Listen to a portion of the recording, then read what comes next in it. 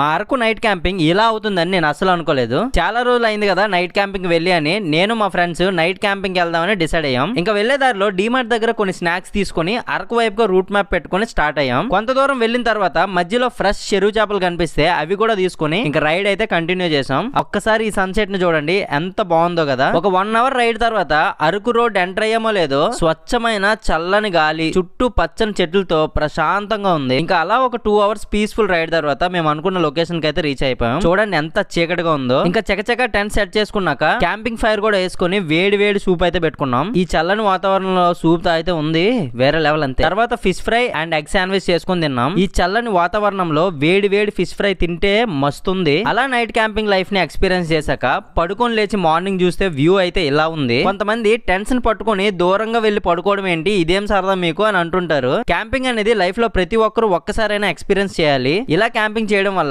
ఎన్నో కొత్త విషయాలు, అనుభవాలు నేర్చుకోవడానికి చాలా అవకాశం ఉంది. ఇంకా అరకంతా తిరిగేశాక లాస్ట్ లో అరకు బ్యాంబూ చికెన్ బిర్యానీని అయితే టేస్ట్ చేసి రిటర్న్ అయితే అయిపోయాం. ఈ వీడియో మీకు నచ్చితే లైక్ చేసినా చేయకపోయినా ఇలాంటి క్యాంపింగ్స్ మీరు ఎవరితో చేయాలనుకుంటున్నారో వాళ్ళకి మాత్రం ఈ వీడియోని కంపల్సరీ షేర్ చేయండి. నెక్స్ట్ వీడియోలో మళ్ళీ కలుద్దాం.